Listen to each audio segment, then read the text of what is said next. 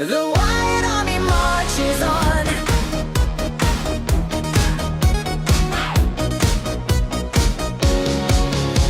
For decades in the uniform, he held the line so tight, defending freedom everywhere from morning into night. From Europe down to Africa, the Middle East and home, the colonel hung his boots up, thought he'd rest his weary bones. He looked upon the world today, the chaos and the noise, and saw the messy circus of the digital decoys. He couldn't sit in silence, no, he couldn't look away. He waited in the battle, ready for a brand new day. They tried to shut the signal down, the shadow and the band, but you cannot stop the spirit of a mission-driven man. Folks took notice of the voice, the clarity, the spark, and gathered round the fire. He lit inside the dark, and the Wyatt Army marches on. The signal is steady, the confusion is gone.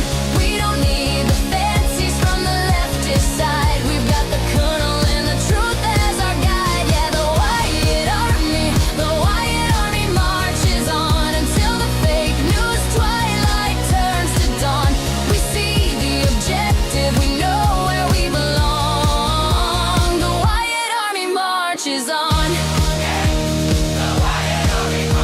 From the loyal subscribers to the trolls beneath the bridge, to the hate wankers hiding on the digital ridge. It matters not who's listening, the evil or the kind, because the colonel's got the drive to open up the mind. Legacy media serving up the lens of lies and fake, but we shatter all the mirrors for the future's sake. Energy and enthusiasm breaking through the screen, the sharpest moral clarity the world has ever seen. They tried to shut the signal down, the shadow and the band, but you cannot stop the spirit of a mission-driven man. We see the objective, yeah, we see it crystal clear. The army is assembled and the victory is here. And the Wyatt Army marches on. The signal is steady, the confusion is gone. We don't need the fantasies from the leftist side. We've got the colonel and the truth as our guide. Yeah, the Wyatt Army marches on until the fake news twilight turns to dawn. We see the objective, we know where we belong. The Wyatt Army marches on. The Wyatt Army marches on. He served the flag with honor, he served it well. Now he serves the truth, saving us from hell. No stymie to his pace, no slowing of the stride, with the Wyatt Army marching right by his side. Truth will triumph.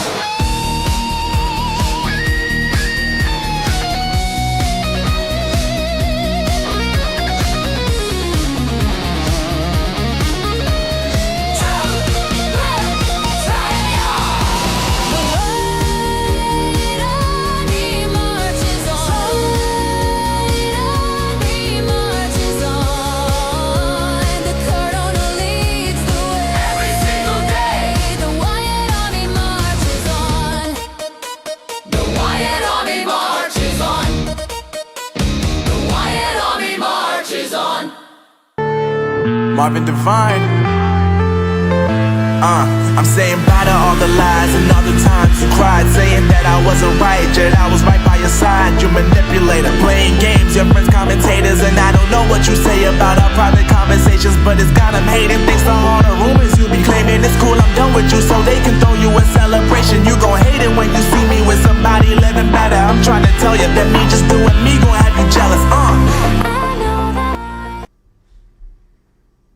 Hello, folks. Welcome back to the program. It's Chris, live in Central Pennsylvania for your daily dose. Hang on, let me check the sound quality. Live in Central. Oh, that sounds good. Your daily dose, your daily injection, your defense against misinformation, disinformation, hyperbole, bigotry, racism, and other nonsense we find everywhere.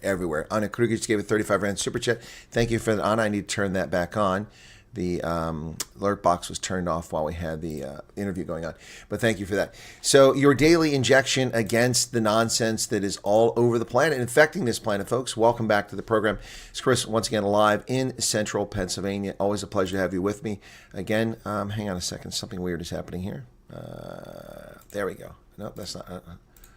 There we go. Got it. Okay. Well, welcome back. Anyway, so there's another super chat from Neff, 70 Rand. Colonel, on the 19th of November, I received the initial call today. I received the background check. They'll set the first. Well, congratulations. Ladies and gentlemen, I received several more messages today of people who've arrived and settled. I've heard from people in Connecticut. I've heard from people in New York. I've heard from people in Nevada. Yeah, it's wow. It is on. It is on like Donkey Kong. But again, I've also received anecdotal information that will back up. There's another one from Jacques Vermeulen. Thank you for 35 Rand super chat. One of my favorite players for a long time, Dwayne Vermeulen for the Springboks. Yeah, and I've received anecdotal evidence that what I've said about the likely no refugees coming during the Christmas holidays looks to be true based on anecdotal evidence. Now, that was my analysis based on my experience. I had no source information, so I mean, it was my prediction. I was out there hanging on a limb all by myself, a rather thin branch out there. But I did say that from the 15th or 15th December to, or I said the 17th. I think it said the 15th December to about the 5th of January or the 7th of January, something like that. I got to go back and check the dates I said. But I got to look at the calendar for that. That's when I said you're likely to see no refugees coming over because there'll be too many people on holiday for the Christmas holidays. And in fact, I've received anecdotal information that in fact will likely be the case. So don't be surprised by that. Don't freak out. Don't panic if you're one of those people interested in the refugee program, which is not most people. It's a large number of people, not most people. Anyway, folks, thanks for being here. My next door neighbor was just, oh, dear God. Next door neighbor was just her boyfriend was murdered in Vanderbilt Park. Sorry to hear that, Tornado. That's horrific. Yeah, it's insane. The level of violence in South Africa, the only way you stamp it out is you have a reset to culture. That's what has to be done there. And you get these guns under control that criminals have, but not private citizens. Well, thank you all for being here. I almost have my interview downloaded. Werner Fundamental just gave a 70 Rand super chat. Thank you for that. Clouds are gathering on a Friday.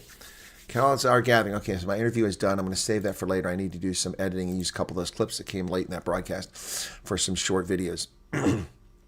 Anyway, 15 December to 4 January says LZ Van Rooyen. Well, I don't know where you're getting information from. I said 15 December to January 5th. Did I say the 4th? I thought I said the 5th. Let me look. I ran it through a date. So I said from about, from about the 15th. That's what I said. From the 15th, and I said until, I said, okay, that was my date. So that's where you got it from. I said the 5th. Yeah, that was the dates I gave. Thank you very much. You corrected me. I just looked at the calendar. I said I need to look at the calendar. Yeah, thank you for the super chats. What's the news for today? Well, Strong Boy, be patient. Be patient. Be patient. I know you've waited 37 minutes now, 38 actually. That Chinese clock is falling behind up there behind me. But let me go ahead and get to the news now. I just wanted to run through some of those things we had to discuss. Right. So South Africa has responded to U.S. demands, those demands which Teo Diago just talked about recently on that broadcast. We just had an interview with him. And South Africa is responding to those demands. Responding to recent criticisms by the United States, Foreign Minister Ronald Lamola said that South Africa does not need its approval. The U.S. took over the rotating president's G20 after boycotting the summit. Okay, once again, I'm sorry. Malcolm Libera, it's not a boycott. The United States did not boycott. They simply did not attend. They participated in the meetings in the lead up to the G20 Leaders Summit. They were in the Sherpa meetings. They were in all the other meetings. So that's not a boycott. And also, a boycott would mean you call for other people not to go. The United States did not ask a single country not to attend the event. They didn't try to scupper South Africa's moment in the sun. They simply said they were refusing to cooperate with people who are turning the G20 into a farce. And so they didn't go. So the word is not boycott. Secretary of State Marco Rubio seemed to confirm on Wednesday that South Africa would not be able to take part after his Substack post. Rubio accused South Africa of executing politics of grievance, and the national government, the government of national unity, is sowing spite, division, and radical agendas that have nothing to do with economic growth. And I agree 100% with that. Yeah, and then when South Africa decides it's made the tough decisions to fix its broken system, we'll welcome them back. So this story is accurate. Malcolm Libera talks about this. He says the delegation that went to the White House, led by Corné Mulder, and of course Teo de Jager and Gerhard Papenfuss, were given a list of 4 preconditions to South Africa. Now, why is that necessary? Because South Africa doesn't have an ambassador, and the information we give to the South African embassy in D.C. doesn't make it back to Pretoria. I don't know why. Maybe they're fearful their bosses will fire them. But they don't have an ambassador, don't have a representative, and we don't have an ambassador in South Africa right now, so we should also point that out. That's because Congress is incredibly slow. They're not in a hurry to put an ambassador there. We have a nominee, a designate, and that is, of course, Brent Bozell. But Brent Bozell has yet to show up in South Africa and present his credentials to Durko. So neither side has an ambassador. Therefore, a delegation came, and the list of requirements were given. And they already had them. And then when the ANC showed up along with their white agriculture minister, remember that moment? Have you met my white agriculture minister? Have you met all the whiteys I brought along with me to convince you to let us continue to oppress the minority because there's nothing happening? Remember that? Did I turn the battery off or did I let it die on this thing? Oh, my tree light is out. I must have left the battery on all night and let it die. Silly me. Forgot to turn it off. So my Christmas tree lights are out. I just realized that. I forgot to turn them off last night. I thought they were on a timer. Oh, well. I have to replace the battery. Horrified, don't want to go to the U.S., but what alternative? Why are you horrified you don't want to go to the U.S.? What is wrong with the U.S.? I think, Tornado, your understanding of America is a bit out of whack, or you mean you're horrified to leave South Africa. But in response, Ronald Lamola, the failed justice minister, the failed foreign minister, the man who insults the president with every breath he takes. Every step you take, every breath you make. Yep. However, responding to Secretary Rubio's remarks, Foreign Minister Ronnie Lamola said Thursday South Africa will not bow to U.S. pressure to change its policies on race. Secretary Rubio, the world is watching. It's growing weary of double standards. Actually, this is the dumbest statement I've seen in ages from any public official. The world is watching. What double standards? And there's no pressure. The United States has not embargoed your country. The United States has not kicked you out of the SWIFT banking system. The United States has not applied sanctions. The United States has done nothing other than say you and your ridiculous, idiotic, beggar bowl policies are not welcome in the States. That's it. That's all they've done.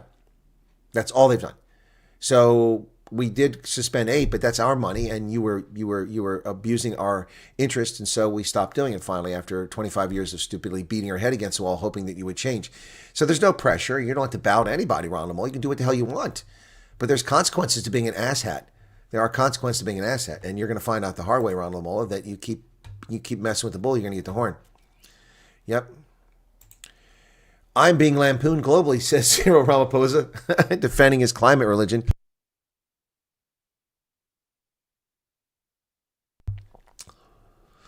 President Ramaphosa faced criticism for forming the Presidential Climate Commission and emphasizing climate change on global platforms, including the G20.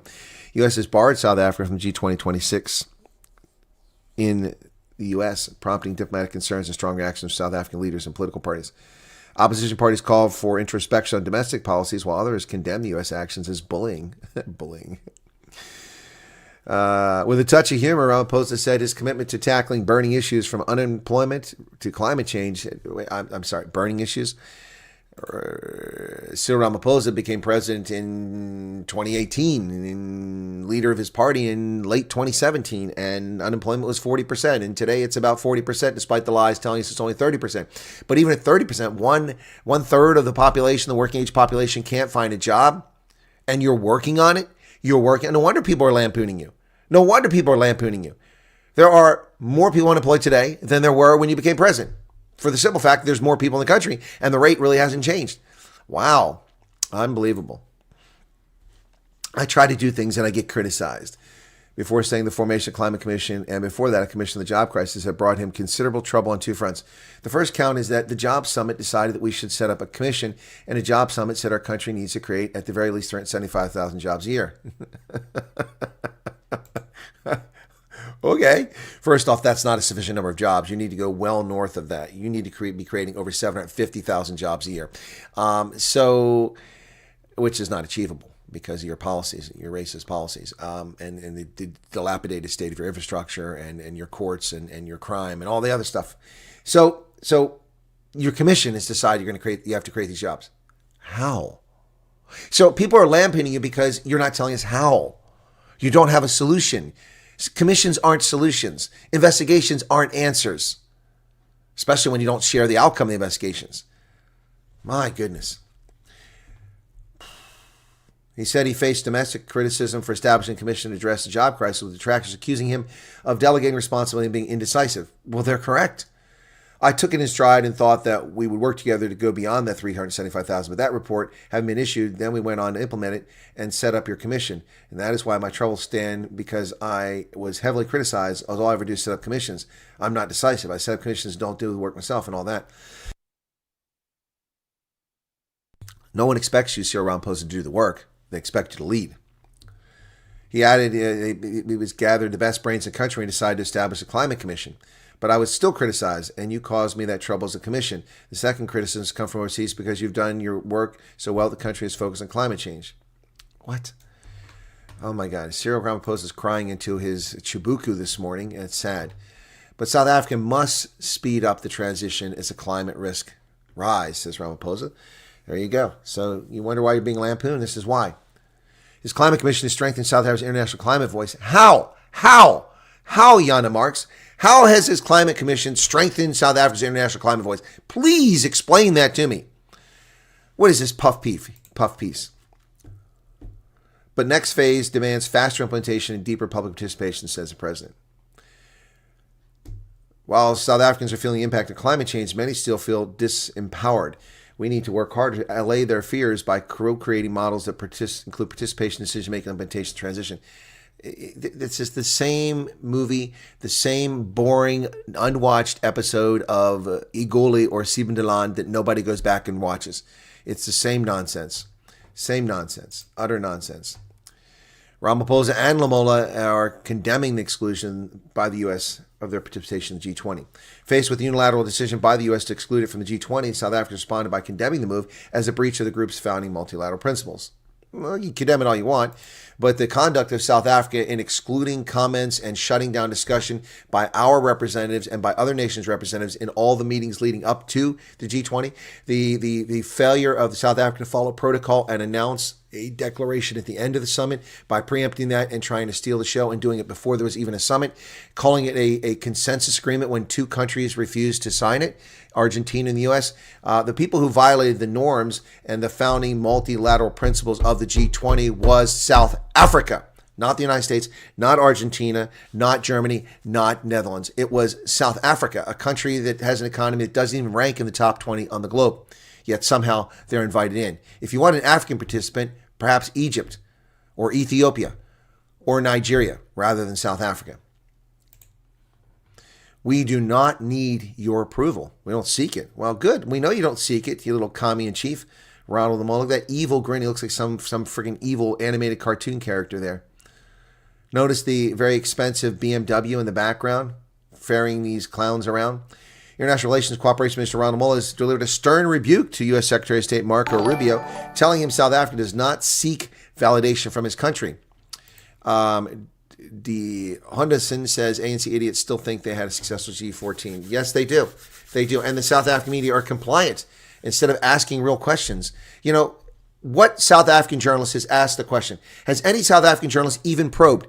So we've seen already, I covered this 2 nights ago, Marco Rubio issued a statement in which he claimed that U.S. representatives were excluded from conversations in the meetings they went to and that the other countries were excluded. So a real journalist in South Africa would have gone to Durko and said, Ronald Lamola, is what he said true? Because Lamola just said in a statement that, well, it's a matter of record that the U.S. refused to come to the meetings. That's a lie, because these own media outlets throughout the past year have told everybody breathlessly, because they've quoted Lamola and others saying that the U.S., well, President Trump may not come, but the U.S. is participating in all the side meetings right now. They have representatives here. So maybe President Trump won't come, but they're participating. And now he lies and says in his statement that the U.S. didn't participate in any of the meetings. Where are the journalists in South Africa? Where are the people responsible for investigating the Fourth Estate? It is dead in South Africa. Not a single journalist. Peter Bruce, where are you?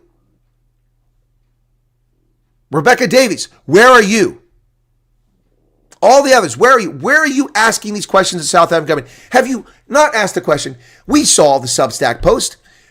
Secretary of State Rubio claims this happened. Is it true? If it isn't true, then tell us. Not one journalist, not one supposed journalist in South Africa in the 3 days since this has occurred, including not one journalist, to my knowledge, has even asked those basic questions. They simply drink down the poison water from the chalice given to them by Ronald Lamola and believe what he says that, well, the reviewers simply refuse to come to meetings. That's a lie. That's an outright lie.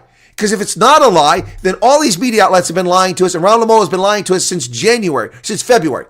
After Trump said he wasn't sure he was going to go to the meeting. Since February, they've assured us the Americans are participating in the meetings on the sidelines of the G20. That's what they said. That's what they said. So somebody's lying to you. And all these people who won't watch my channel because they're morons, even though they're friends that watch my channel, say, you should watch the Colonel. You should listen to him. Oh, yeah, but he's just spreading disinformation. It's not disinformation. These are legitimate questions. Where are the journalists in South Africa? Are there any journalists in South Africa? I ask you this. Are there any journalists in South Africa? Any? No journalist is asking these questions. No one has written an op-ed piece about this. You know what? I'm writing an op-ed piece tonight for the Daily Friend. Op-ed on Lamola response to Marco Rubio. Meeting attendance. All right, I made a note for myself. All right?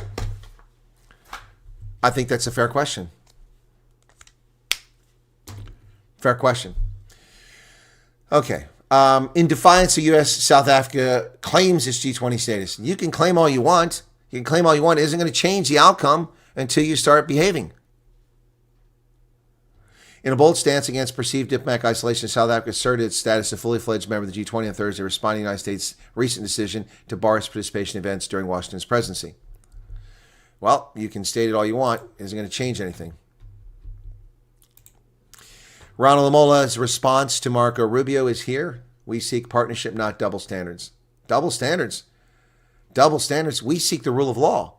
We seek a country that doesn't exclude other G20 countries from adding to conversations and runs ramrod over the declaration and pushes things that are not agreed to by the members.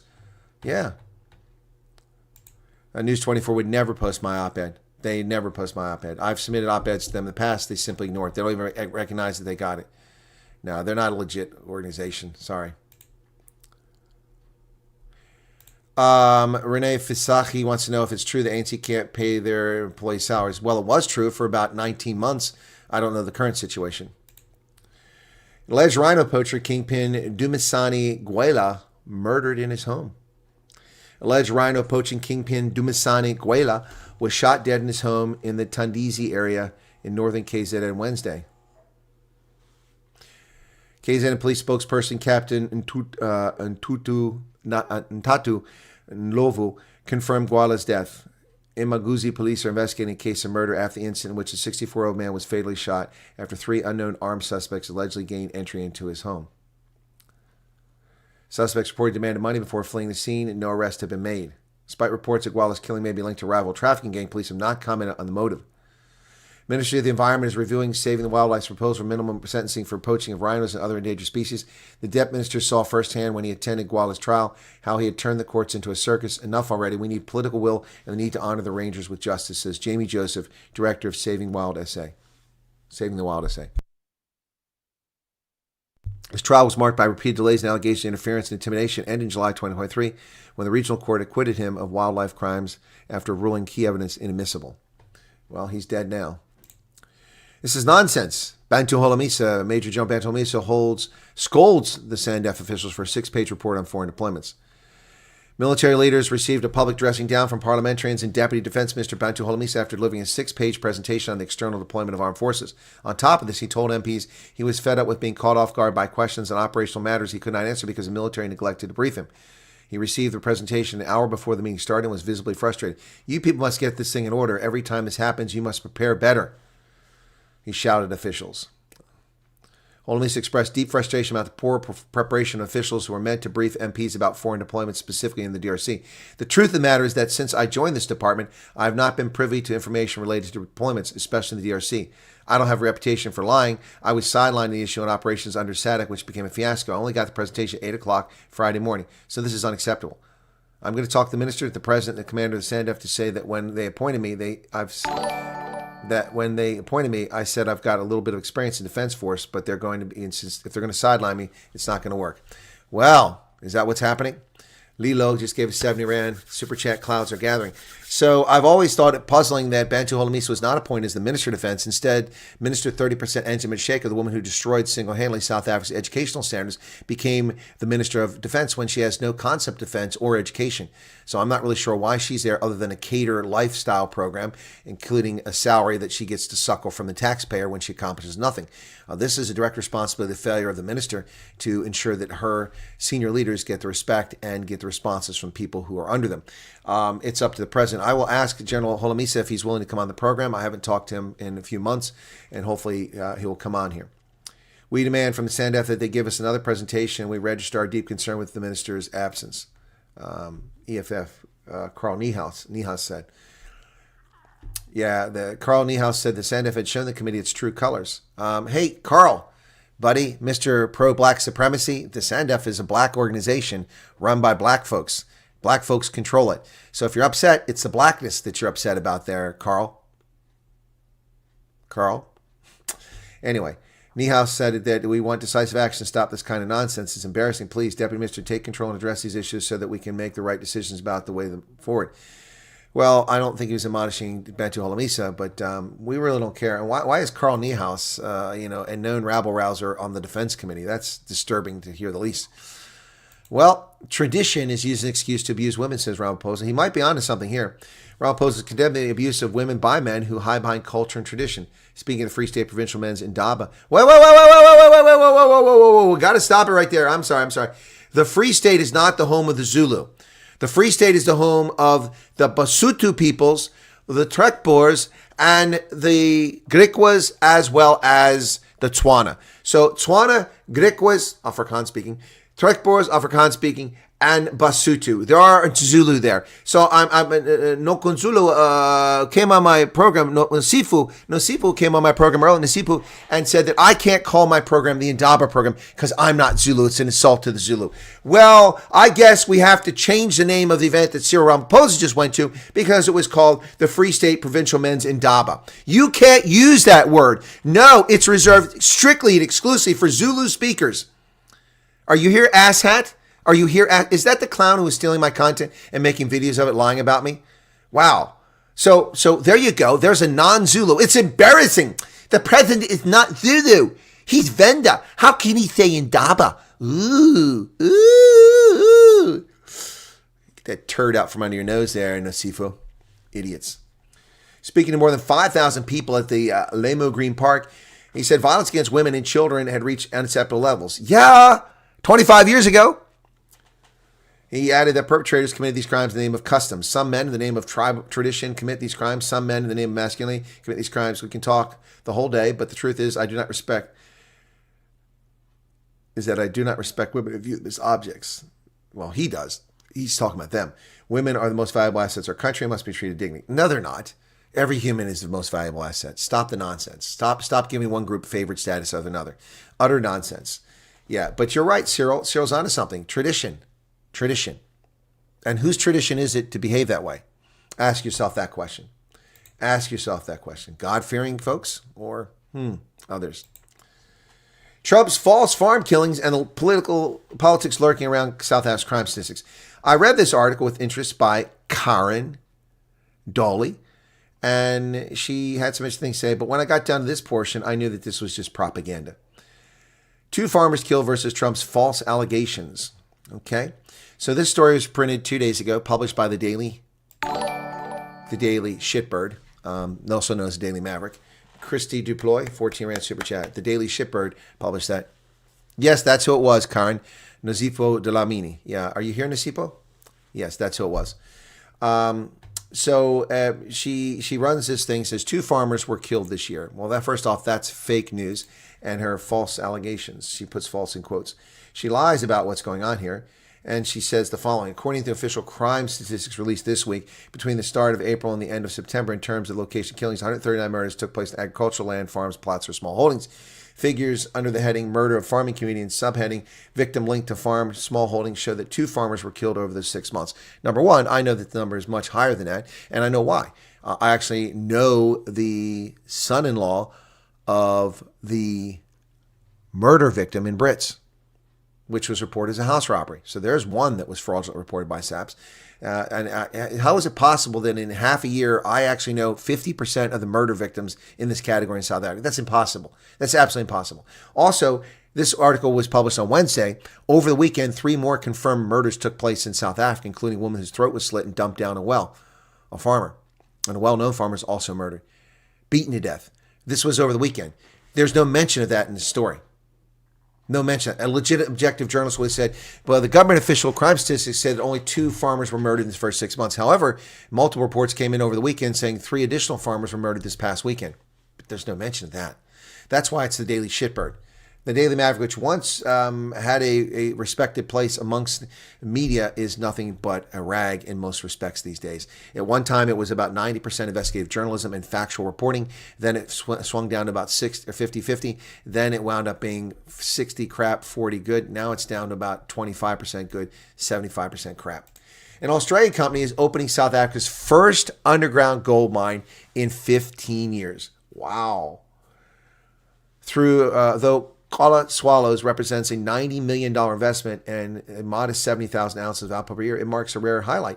South Africa's gold industry is in the crapper. Do you know why it's in the crapper? Nasipo, are you here? Do you know why it's in the crapper? It's in the crapper because of the mining indaba, handing all the equity over to black employment equity companies that run the mines now. You keep talking about, restitution, but the restitution's been done. The mining industry is controlled by black South Africans by and large. Yeah, that's true. De Beers has all but exited things. Yes, Anglo-American has all but exited things. They get most of their gold in Ghana, not in South Africa. So this is stuff that's taken over gold and platinum by black South Africans by and large. And how many mines have they opened in the 15 years they've had control of these? None. Not a single one. It takes foreigners to do it. Australia listed West Wits Mining on Thursday celebrated the launch of the Kala Swallows west of Joburg, South Africa's first underground gold mine in 15 years. Mineral and Petroleum Resources Minister Gwede Mantashe praised the accomplishment, calling on other mid-tier mining companies to fill the gap left by decades of extraction. No, left by decades of neglect.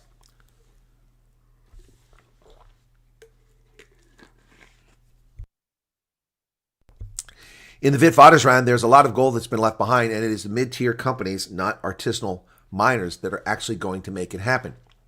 All the names that dominated SA mining have disappeared from our vocabulary. Yes, because you destroyed their businesses. Anglo-American opened in the Free State goldfields 2 years after the National Party took power in 1950 and left the goldfields 2 years after the ANC took power. There's no Anglo gold in South Africa today. No, it's in Ghana. So Westwits is creating new hope. I hope mid-tier companies will join you in rediscovering gold that was left behind by these big giants that were very careless in their mining. Very careless. So Gwede Mantashe is blaming the big mining concerns for South Africa's racist laws. You see, we've employed racist BEE legislation, and you left the market, and that's your fault. Yeah, shut up. Well, gunmen have killed a taxi association official in a late-night shooting in Woodmead. Yep. 52-year-old taxi association official was shot dead in Woodmead, Johannesburg, Thursday night in what police believe may be linked to tensions between rival taxi groups in Alexandra. Police spokesman Lieutenant Colonel Mavela Masondo said the man was in a parking lot with another individual about 10:30 when 2 gunmen approached and opened fire with automatic rifles. He died at the scene. Wow. So another gangster killing likely. The MK party is showing its nepotism for everyone to see. Dududzilla is being replaced by her sister. Yes. Lucky Montana's seat is given up to her sister. The nepotism is on full display for the vanity project of Jacob Zuma, also known as the Mkhonto weSizwe party. Yes, indeed, indeed, indeed. Well, it was inevitable, folks. I'm shocked that it took this long, but now with the team in complete disarray, with the eye gouging incident by Ibn Etzebeth, and Sarks are just in free fall. Gee, Sia, how's that payday working for you there in Durban on the East Coast? Why didn't you stay in Cape Town, brother? Should have stayed in Cape Town. Never should have left. The dumpster fire that is the Sharks. Fonz, I know you're in America now. Will you be watching this weekend? Since you won't be able to get Super Sport, you'll have to watch my program. Yeah, the dumpster fire that is the Sharks has finally seen the departure of Mr. Plumtree. Couldn't get the job done. Plumtree steps down as head coach of the struggling Sharks. Too many high-paying personalities, probably. Sharks today announced that they will part ways with John Plumtree as head coach earlier than planned. The Durban franchise said a press conference that Plumtree was set to take up mentorship and advisory role. At the end of the season has expressed his intention to step away from his role after Sunday's Champions Cup away match against Toulouse. So he'll be there on Sunday, which I'll be covering. It'll be Plumtree's last game. Well, good luck with whoever goes in there. I don't know if he has the coaching chops. I don't know if he has the coaching chops, but I know somebody that I don't know. Just saying, it's associated with the Sharks that might be of interest in that. It's Joel Stransky. Yeah, Fonz went to Walmart as soon as he arrived.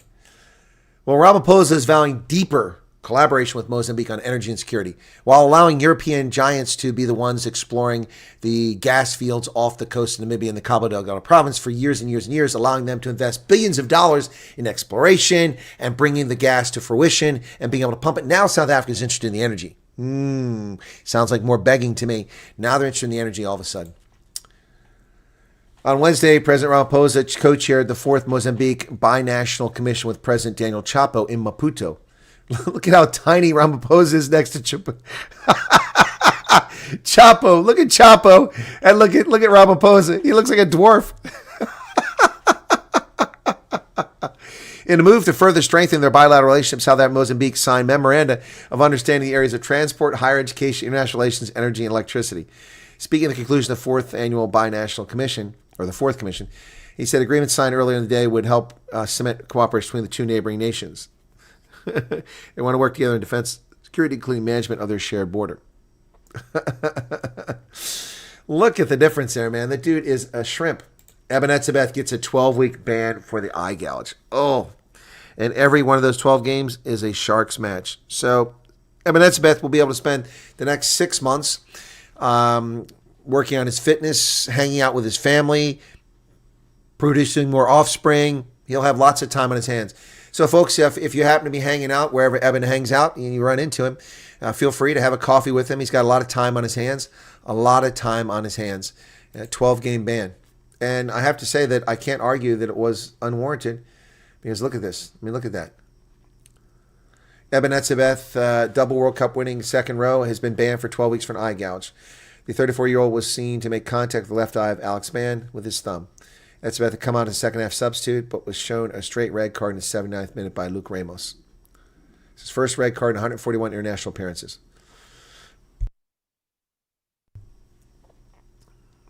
Well, then that's going to cost him a lot of money. $2 million a game? Are you serious? No wonder the Sharks don't have any money. $2 million a game? That can't be right. 2 million rand? That doesn't make sense.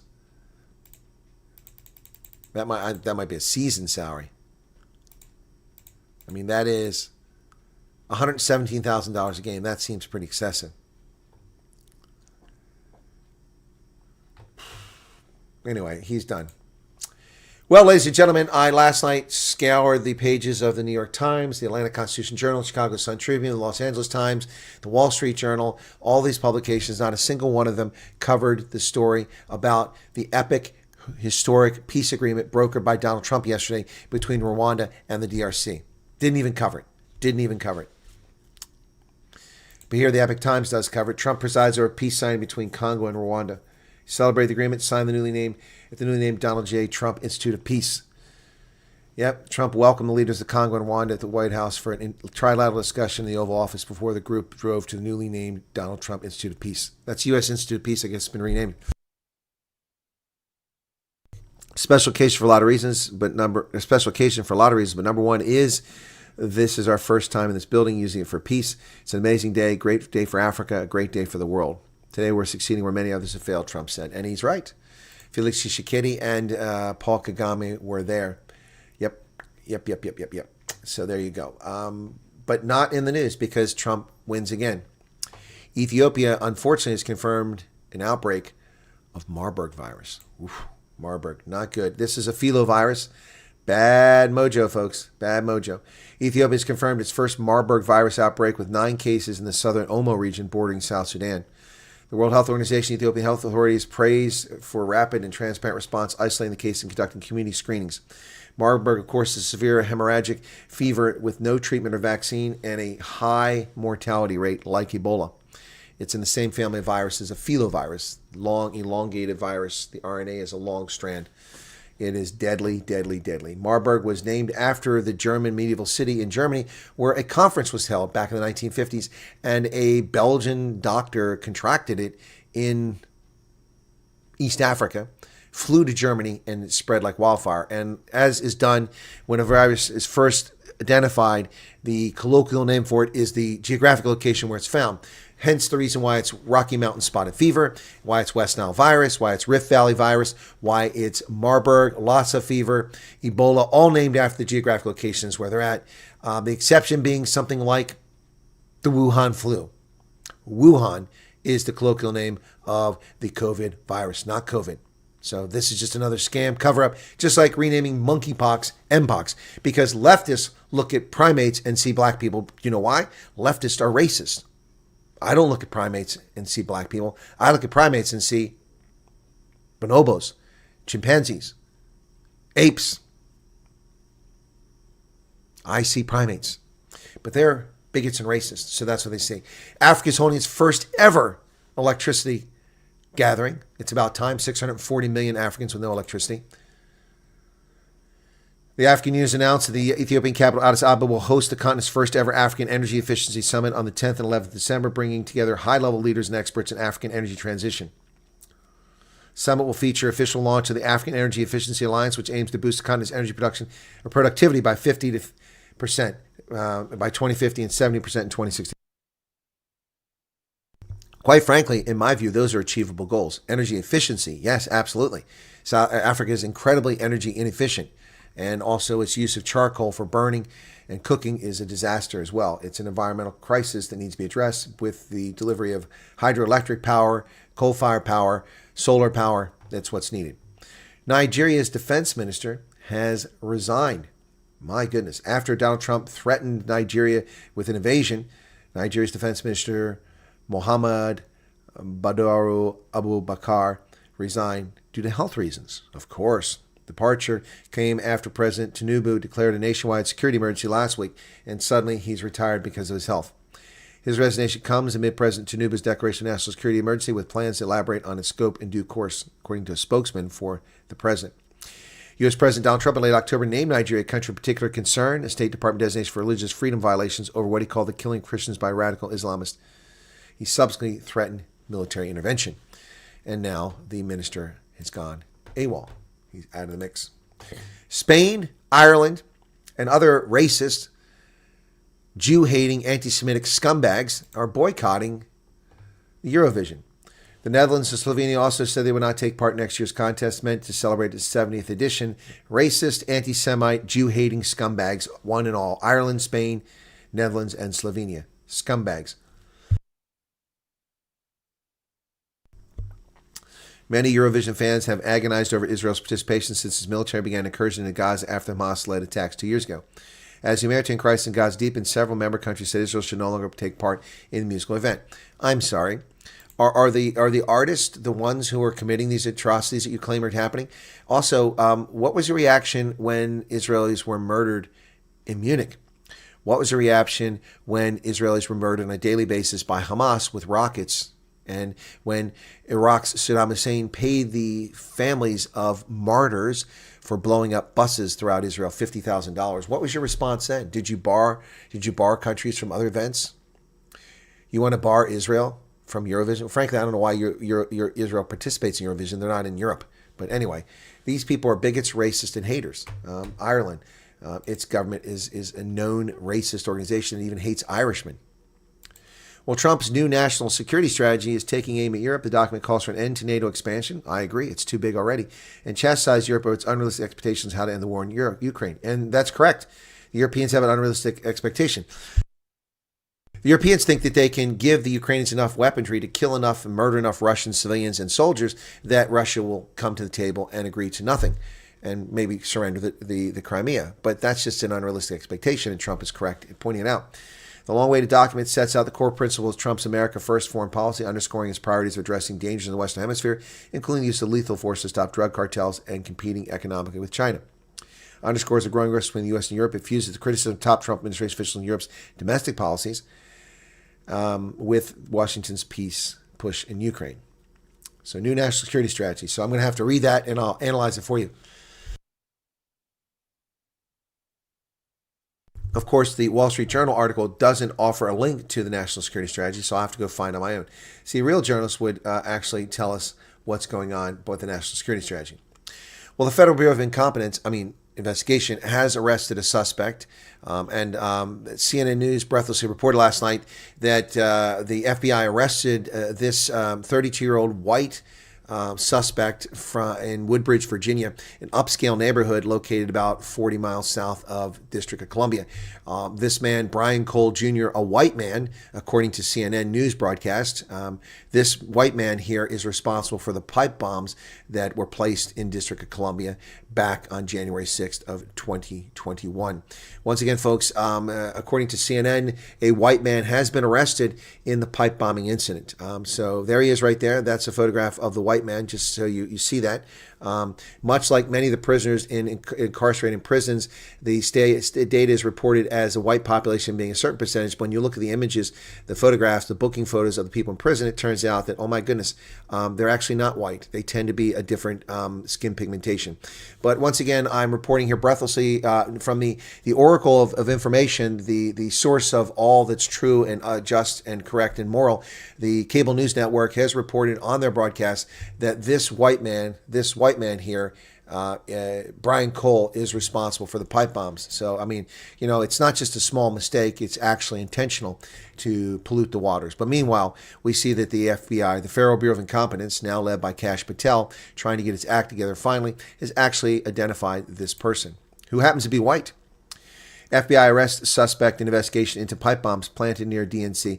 See, first off, here's the problem. Do you know why they make that sort of stupid mistake? Because it was a mistake. I don't think the intention. Do why they do it? Because they're racist and bigots. Because they want to blame white people for all the crime and all the rape and all the murder and all the horrible things happening in the world, and especially in America.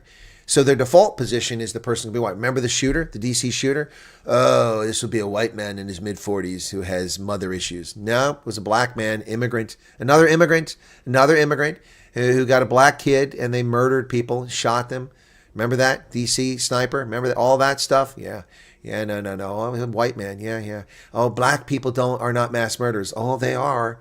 They are. We have lots of black people who are mass murderers. You just don't like to report the true stories. You cover it up. Unbelievable. Meanwhile, the FBI has arrested that white man. The FBI on Thursday said it arrested the man the agency believes responsible for placing pipe bombs near the Capitol complex 5 years ago. Brian Cole Jr., 30, a white man, is being charged with transportation of explosive device via interstate commerce and attempted malicious destruction by means of an explosive device, according to an arrest warrant filed in his case. Attorney General Pam Bondi said the investigation continues and more charges may be added. He was arrested at his home in Woodbridge, Virginia. Yep, FBI spent years searching for the person who put the bombs. But here's the thing. The FBI searched for years. All the information that led to his arrest wasn't a consequence of Kash Patel's FBI relaunching the investigation. It was continuing. They didn't go out and do new interviews. They didn't find new evidence. They found information already in the possession of the FBI. The FBI had the data, but they were unwilling or incompetent in this case. The FBI had the data. The way that they found the suspect was through existing data that the FBI had. They went back and looked at all the evidence, just like a cold case. They went back and looked at all the evidence and found out that the FBI had neglected or intentionally ignored the cell phone information that led to his arrest. Now, you draw your own conclusions about what the Christopher Wray FBI was up to. Busy arresting people protesting the murder of infants at abortion clinics. Well, Trump tightens work permits for migrants, expanding crackdown on legal immigration. Quicker expiration dates primarily will affect immigrants seeking asylum and other forms of humanitarian protections. Well, if you are a migrant, you are not an asylum seeker. If you're an immigrant, you're not an asylum seeker. Wall Street Journal, and Michelle Hackman. Work permits issued to immigrants who have applied for asylum or a range of other humanitarian programs will now be valid for 18 months rather than 5 years under the new policy announced Thursday by the Trump administration. By forcing immigrants to renew their work permits more often, the government will have more opportunities to revet them, said Joe Edlow. Yes, we will have more opportunities to revet them, and we'll also make sure that they don't get the impression that this is a permanent status. You want to immigrate here, follow the rules. Supreme Court has handed Texas and Donald Trump a major victory by saying that, in fact, the map that they drew up is legitimate. Texas officials had asked the court to allow the state to use the new maps because Monday is the filing deadline, and so there's the congressional district set up in the state of Texas.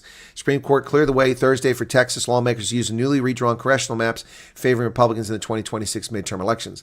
The decision overturns a lower court ruling that the new maps were likely unconstitutional racial gerrymandering. But the problem is that the Supreme Court has upheld that racial gerrymandering is allowed. They recently made this asinine decision. They said that the states are forced to create black majority districts by making bizarre boundaries, incorporating large populations of black people in other places so they have majority, linking them with this thin, there's like a mile strip between the district connecting this big clump to this big clump. This is okay, because the Voting Rights Act says you can discriminate against the rest of Americans by ensuring black majority districts. We don't ensure Native American majority districts. We don't ensure Asian American majority districts. We don't ensure white American majority districts. We don't ensure gay American majority districts. But we do under the Supreme Court's idiotic, moronic, immoral decision recently, during this year, that we can gerrymander based on race. So the argument that they're gerrymandering based on race carries no merit whatsoever. Because under the 14th Amendment Equal Protection Clause, all Americans are entitled to the same protections of the Constitution. So why can I not live in a majority white district that's crafted especially just for me because I'm white? For the same reason that black people can't live in a majority black district that's crafted especially for them just because they're black. You get my point? Equal protection under the Constitution.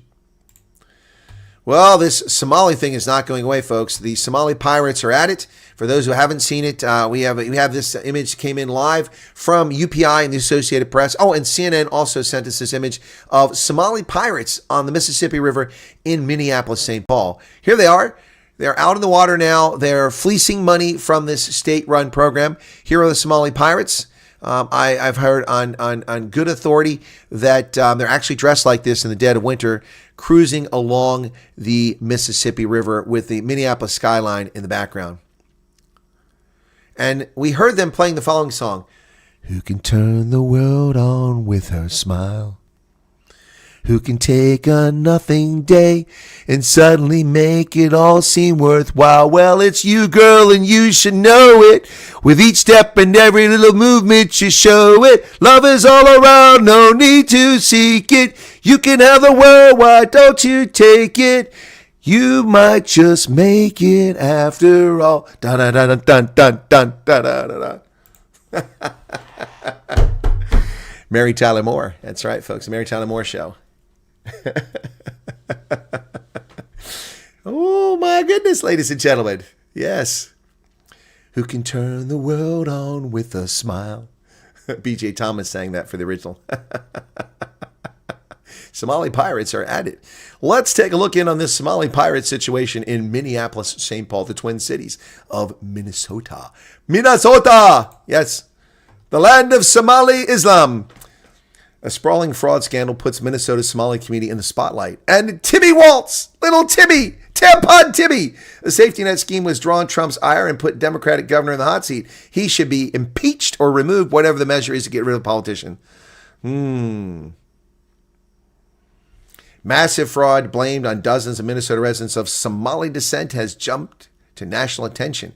The probe by GOP-led House Oversight Committee deepens scrutiny of the scandal in Minnesota, where federal prosecutors say the fraud exceeded $1 billion, and that dozens of people bilked taxpayers by setting up scam social services companies. Close to 60 defendants have been convicted, and the federal prosecutors last week charged a 78th person, and the vast majority of them are of Somali origin. And, of course, we see that one of those convicted, well, not convicted, they didn't prosecute him, but one of those whose charity lost the money is the spouse of the restaurant owner where Ilhan Omar was raising her funds and hangs out with this guy whose wife was involved in the scandal to defraud and bilk U.S. taxpayer and Minnesotans out of this money.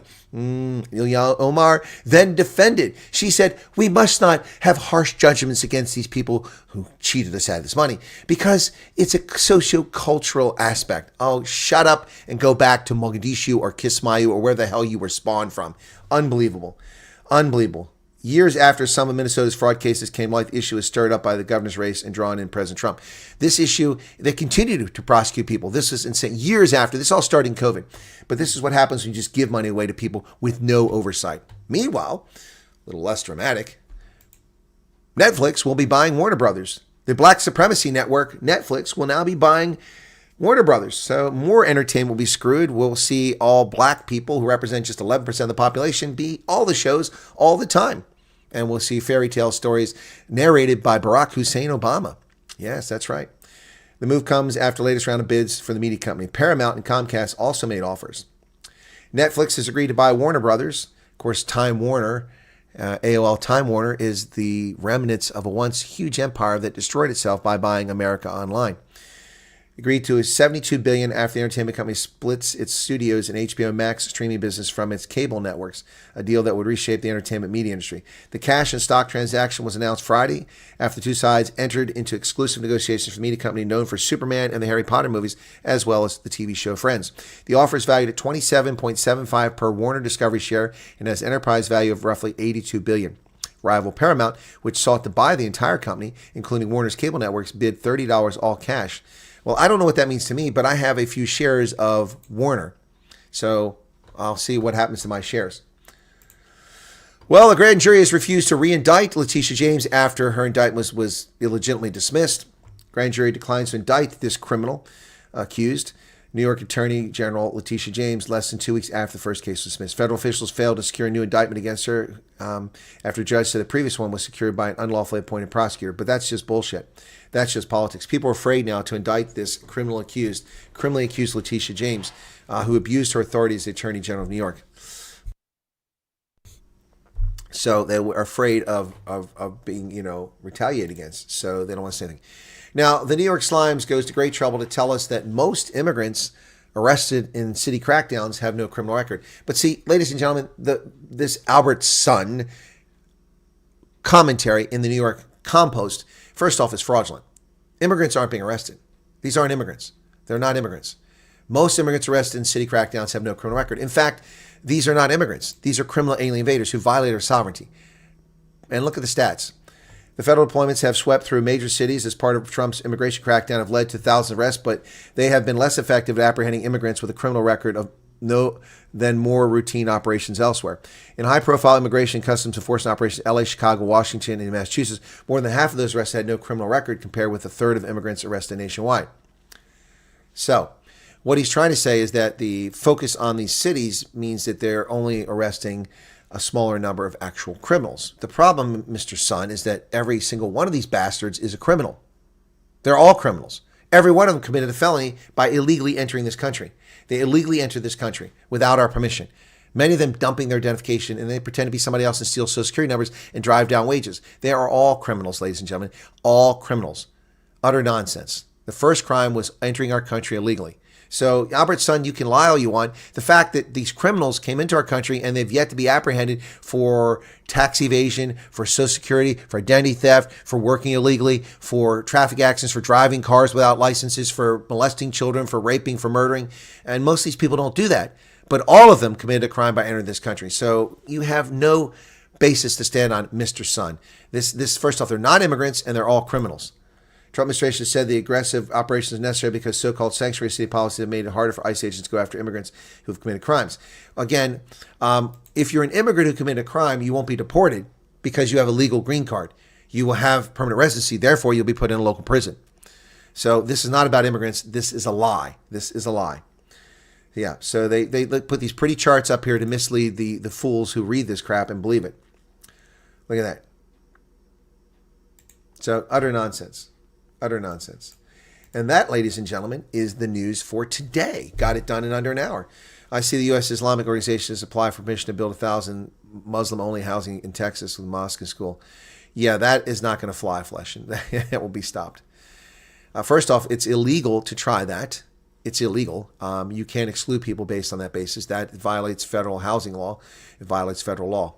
So they can't do that. Hope you are doing well. Can I please share a fake news link? And we advise if you know something about it. What is the news about, Wimpy, excuse me. Who in Somalia would you ask for their criminal record? Well, I don't care about the criminal record in Somalia. I care about their criminal effort to come in here. Australian man arrested for recording an Indian immigrant defecating in public. There's a law against public defecation, but let's arrest the man for shining a light on it. Seriously? Unbelievable. Wills just gave a membership. Thank you for that. Did I turn? There it is. Thank you so much for that. So that goes to Werner Kruger. Congratulations. Abbott says not having what? He's not going to be arrested?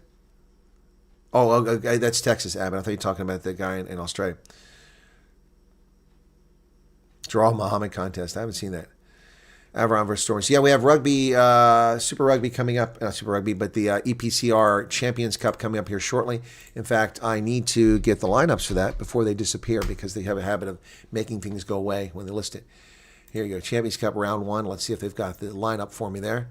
First game should be this one. Saracens versus Claremont. That's actually starting in 30 minutes.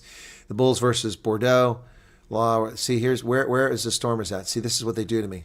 I got to go see if they got an article just on the Stormers from a couple days ago. So, because they don't have it there. So, that is really annoying because I can't get it from News 24 because they block it now. It's annoying. Come on. Cape Town Sevens. Is that underway now, the Cape Town Sevens? Sounds like it is. Yeah, it's this weekend. Yep. But only 8 teams are participating. It's a sham. It's a disgrace. I'm looking for this now for the Stormers. There's the Challenge Cup. Okay. I see nothing for the Stormers lineup. This is not good. But this is all 7 hours, so it might be in yesterday's. Okay. Yesterday's, let's see. Oh, there it is. There it is. The Stormers. Got it. So for the Stormers, Warwick Galant, Dylan Mart, Wanda Sili Similani, Dan Duplessis, Leyland Zas, Clinton Swart, Imad Khan, not a very good scrum half, Ron Ackerman, Ben Jason Dixon, Paul de Villiers, Connor Evans, Salman Morat, I guess the captain again, Neithling Fouché, JJ Kotze, and Tukum Kunu. Replacements, Lucanio Volcazela, Ali Fermak, Sazi Sandi, Adre Smith, JD Schickerling, Evan Roos, Devalt Devanaga, and Jonathan Roche.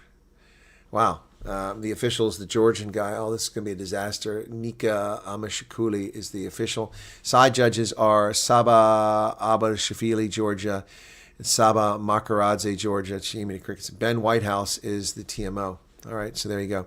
3 times they've met. Let me say that's so many times they met. They've never met. I don't think these two teams. In the last 5 games, Stormers are 5 for 5, and Aveyron is 3 for 5. So.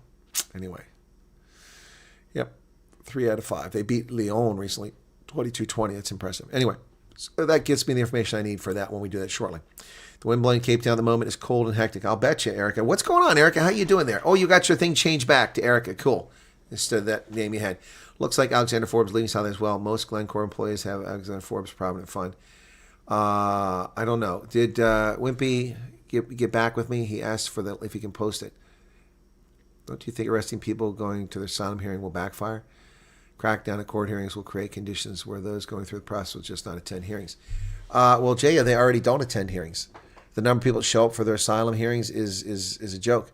Most of the 2.4 million people in this country who are asylum seekers are frauds. Only a small number of people actually have legitimate case, about 95, 97% of cases. So your argument has merit, but it doesn't hold much water. I think there are some things going on. I can send you Con. Everything else is blocked. What do you mean you can send us everything else is blocked, Con? Okay, I'm confused. What is going on here? Okay. Yes, I have emailed you. Oh, email me the link in the article. Okay, let me go to the email. So let me go to email real quick and see what you've got there. I haven't checked my email in a few days, folks. I'm behind. Lots of people sending me their desperate situations, sad stories. There it is. Got it. Okay, briefly. Okay. Donald Trump is prioritizing African refugees for acceptance. White House press secretary confirmed that only white Afrikaners would be accepted. One online user claimed that the current group of Afrikaners were facing challenges.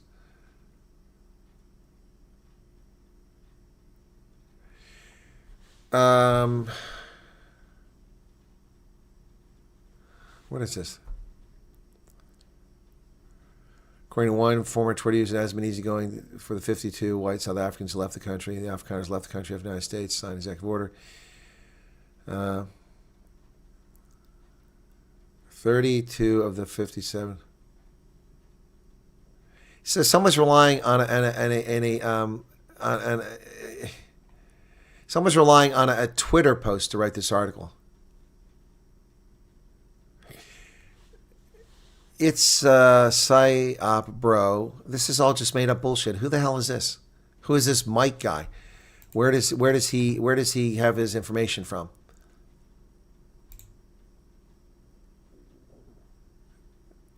This is just ridiculous. That people actually, this is bullshit. I'm not going to give this the time of day. This is bullshit. U.S. to only accept Afrikaner refugees, while the status of refugees is uncertain than any of the others. See, this is a lie. Okay, guys, stop reading this shit. This briefly is just bullshit. While the status of refugees is uncertain, and any other Afrikaners looking to relocate will be able to do so. Trump has prioritized 7,500 spots for South Africans. Number one, Trump didn't prioritize 7,000. The cap set by the government was 7,500, of which 7,000 were reserved for South Africans. And he even says right here, but he says 7,500. This is not even news. This is bullshit. People can't even get the facts right. They're just making shit up. Oh my goodness. Oh my goodness. This is fake news. And you say, what do you need to know about claims made against South Africa? They got the FW de Klerk Foundation, which is compromised. State Department, President Trump, Elon Musk, Trump. This is Byron Pillay. Dude, you're an editor too? That's even worse. He's an editor? This is bullshit. I'm going to have to destroy this article. All right, I'm going to have to destroy this article. I'm just going to have to destroy it. So it's fake news. Thank you for that. And back to J.S. thing. Arresting people at asylum hearing will backfire? No. Arresting people at their asylum hearing, because first off, you're not being very clear, Jay, about what you're talking about. The arrests that have been taking place have been for people who've been denied asylum, okay? I saw the video of it. We watch them go in, the judge issues a verdict, the asylum case denied. As they walk out, arrested. We saw the video. That came out like 3 months ago. So if you go to an asylum hearing and you are rejected by a judge, your case is closed, you walk out, you're arrested and deported. That's not going to backfire. That's a very effective mechanism before they disappear into the woodwork of America's 50 states and 340 million people. No, it's very effective, Jaya. I'm not really sure what you're getting at there. Not really sure what you're getting at. Please come back to me on that point. Okay, during the bombings. Okay, gotcha. Going to say goodnight. Have to sort things out. Okay, Anna, take care. Yeah, I didn't mention you've been robbed. I was going to do that when I had Theo on, but I didn't do that. Yes, they broke into her home, and it was the people that she asked to watch the place. They stole all her cleaning supplies and all of her, and her husband's razor, and then they broke stuff, and yeah, anyway, it's crazy. So while she was off being interviewed, they were robbed by the people they trusted. No, Impy, it's fine. It's fine. It's fake news, and I will cover the story. I will cover the story, but it's going to take time. I don't have time to do it now. I'll destroy the story, but I've got to write this piece for Daily Friend about asking questions. Out of the 52 Afrikaners that went to America, 37 are allegedly unemployed and collecting welfare. Yeah, well, first off, where do they get this information from? Some Twitter account. This is just ridiculous. The guy knows nothing. So I'm going to save this page before it disappears and before they change it again. Okay. Yep. This is not journalism. That's not journalism. That's sensationalism. So this is what the Sunnyside Prowler accused me of, sensationalism. But I bring the facts. And if I embellish, I tell you I'm embellishing, which is rare. Yeah. I'm not surprised, Krista. They got something else wrong last week. They also wrote an article about me that was very complimentary, so I don't know what to say about the site. Actually, okay. Cena from Res was right. The big chicken refugee status. I don't know what you're getting at there, Richard.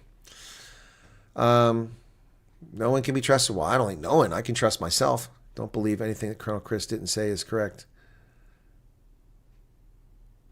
There's a lot of attention-seeking false propaganda, rectal dysfunction assholes around. There are. And then, of course, they accuse me of it. And people are so stupid they believe it. I mean, any objective person that comes here, you may not like me because I'm direct. You may not like me because I'm devastatingly handsome and you look like an ogre and so you're jealous. You may not like me because the length of my member is bigger than yours. You may not like me because I'm able to save a few pennies and you're not. You may not like me because my opinion differs from yours. That's all fine. But to lie and tell people that I spread misinformation, disinformation, that is the commentary of bum-hurt, ass-hurt, penis envy losers. That's what that is. Because objectively, come on and tell me. Go back and read those Daily Friend articles, the things I predicted over the past 2 years about South Africa and about Trump and about the world. They've all come true. They're all true. And my content stands for itself. Any mention in the news of the killing, I don't know what that is, G, and it just got deleted. Wayback Machine reveals all convenient edits to articles. Yes, it does. Fair point. If that's how it's being conducted post-decision, then it makes sense, but that's not how it's being. You were correct, Jaya. Thank you very much. Mad Max, I'll get to that in a second. You are correct, Jaya. It's not being reported that way.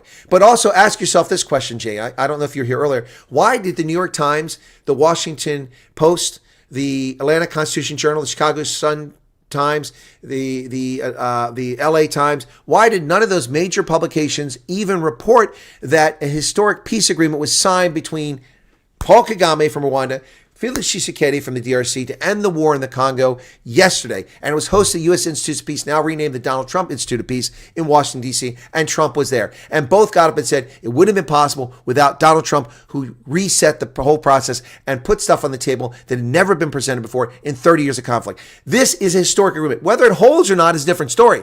Whether it holds or not is a different story. But not one media outlet. By the way, did the News 24 publish this? Did the IOL publish this? Did the Time? None of them. Ask yourself that, J.R. So you cannot simply believe the shit that's reported by media. You have to ask yourself the question, like the question I asked earlier. A real journalist in South Africa would not just believe what Ronald Mullen tells them and breathlessly print it and run titles attacking America. They would ask the question, is it true what Secretary of State Marco Rubio claims in his Substack statement that South Africa ignored the input from U.S. negotiators during the meetings, the Sherpa meetings, all the meetings during the course of the year? Is that true? And you also ignored other countries' input and ramrodded your objective through the program, ignoring these people. Is it also true that you doxed? I know it's true because I saw them say it. I saw them dox U.S. officials earlier this year when they were unhappy with what the Americans were pushing. So a real journalist would have asked those questions instead of breathlessly putting South Africa will not be bullied in their headlines. That's what real journalism is. This isn't real journalism. This is bullshit. You know, I run stories here that are not complimentary of Trump. I run stories not complimentary of America. When I'm asked the question, what is my thought about bombing these narco terrorists? And my view is that we should do boarding operations. If they attempt to evade and flee, then you can blow them up. But my view is different than the administration's. But I'm objective in reporting that.